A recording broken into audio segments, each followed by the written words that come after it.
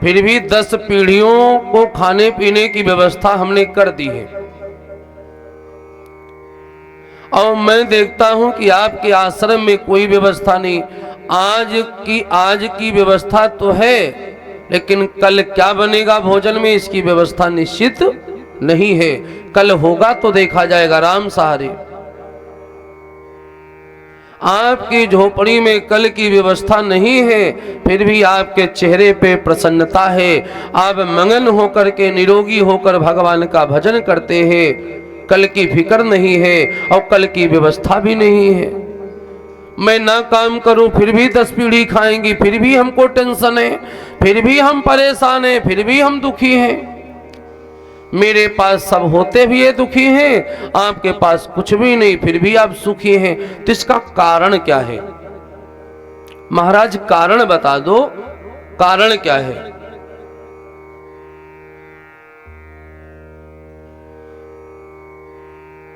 बड़ा सुंदर जवाब दिया संत ने।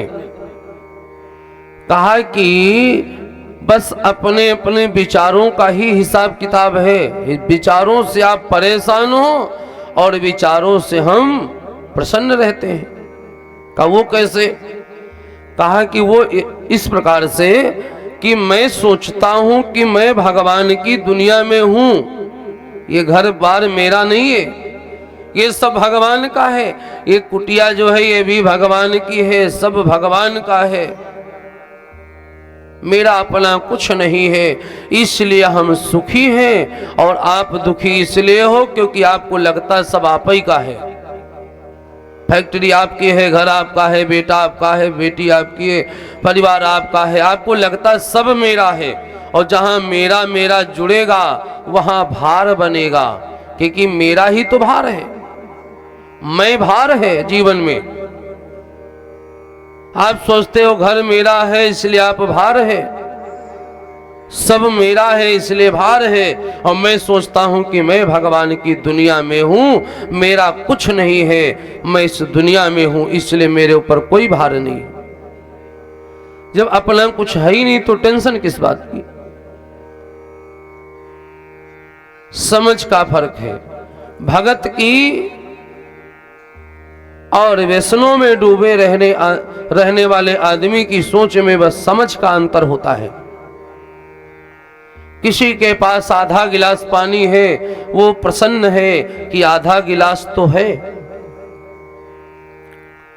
बहुत बार आधा गिलास जिसके पास है वो रो रहा है, मेरे पास आधा ही गिलास है, वो इसलिए रो रहा है कि आधा ही गिलास है। और एक हंस रहा है कि मेरे पास आधा गिलास तो है।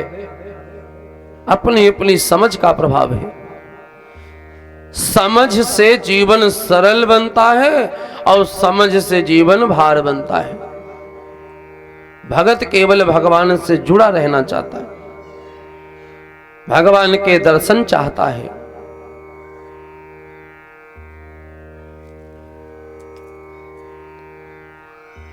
वो गोपी कह रही है यमुना तट जब जल भरने गई है तो वहां वार्तालाप होती है, तो कहती हैं कि मैं कई बार जाती हूं देखने के लिए यशोदा जी के लल्ला को, लेकिन मेरा मन नहीं भरता, मन करता है देखती ही जाऊं। भगवान को देख के किसी की दृष्टि अभी तक भरी है? किसी का मन नहीं भरा, भगत का तो बिल्कुल नहीं भरता है। कन्हैया अभी छोटे से हैं, सब लोग भगवान को देखने आते हैं, यहां तक कि भगवान शंकर भी कन्हैया के दर्शन करने के लिए आए। भगवान शंकर को जब पता चला, अयोध्या भी आए थे जब राम जी आए थे, आज कृष्ण जी आए हैं तो नंदगांव भी भगवान शंकर आ रहे हैं। अपने निज धाम से चले भगवान शंकर। कहां से? कैलाश से। जब नंदगांव पहुंचने वाले हुए तो भगवान शंकर जी ने अपना भेष बदल लिया। सोचा कि अब असली भेष में जाना ठीक नहीं है। भेष बदल के एक साधारण बाबा बन गए, जोगी बाबा। साधारण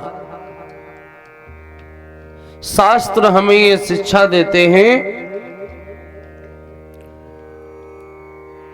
कि अपने से बड़े से अगर मिलने जाओ तो किस प्रकार जाओ। अपने से श्रेष्ठ से मिलने जाना चाहिए तो कैसे जाना चाहिए।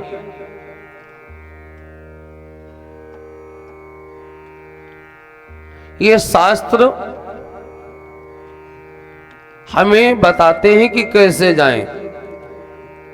आप भी जरा भगवान शंकर के व्यवहार से सीख लीजिए।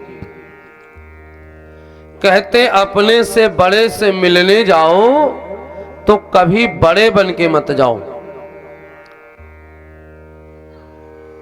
अपने से श्रेष्ठ से मिलने जाओ तो छोटे बनकर जाओ, क्योंकि बड़े से बनने जा रहे हो, अगर उसके सामने बड़े बने तो जो देना चाहता वो क्या दे, आप खुद ही बड़े हो। कभी अपने गुरु से मिलने जाओ तो बिल्कुल छोटे बन के जाओ। पता चला गुरु जी के सामने गए, कुर्सी पे पैर रख करके बढ़िया बड़ी बड़ी बातें छेड़ रहे, ये फैक्ट्री ले लिया, ये गाड़ी ले लिया, ये प्लाट ले लिया, ये ले लिया।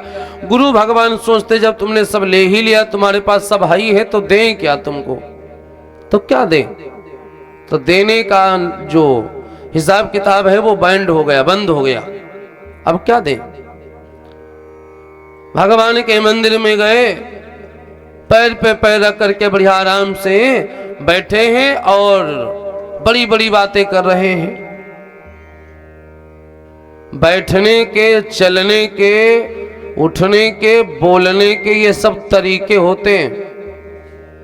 जिस आदमी को बोलना, उठना, बैठना, चलना फिरना, व्यवहार क्रिया नहीं आती सही से, वो आदमी शरीर से है, केवल नाम मात्र को। वास्तव में वो आदमी किसी बैल से कम नहीं है। खाना पीना, चलना फिरना, बोलना, बतलाना, लौकिक व्यवहार, ये चीजें हर मनुष्य को सुधार लेनी चाहिए। अड़बंगा व्यवहार ना हो, अड़बंगा तरीका ना हो।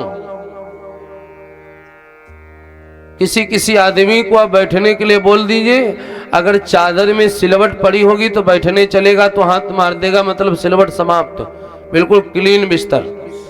अब किसी आदमी को बिठा दीजिए आप, बेडशीट चाहे जितनी महंगी डाल दीजिए, अगर बैठेंगे तो जानवर जैसे बैठेंगे, पूरा बिस्तर समेट के, आदर चादर सब इधर उधर, तकिया सब इधर उधर, पूरा सब गड़बड़ कर देंगे।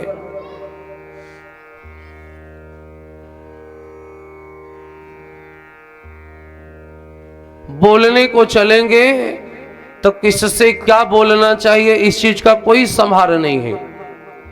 बड़े से क्या बोलना है, छोटे से क्या बोलना है, इसका कोई विचार नहीं है। घर में बच्चे बड़ों से जुबान लड़ाते हैं, अनाप शनाप बोलते हैं, शिष्टाचार भंग करके रहते हैं। ये सब बुरी आदतें हैं, ये पशु वृत्तियां हैं। शिष्टाचार आना चाहिए। शिष्टाचार ही तो मनुष्य को बताता है कि तुम मनुष्य हो। आपका व्यवहार ही बताता है कि आप योग्य हो।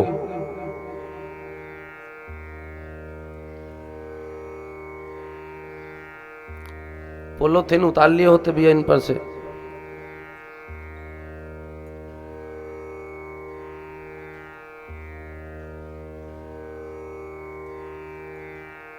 जानवरों के ऊपर जैसे झोले पड़ी होती, पड़ी भी है।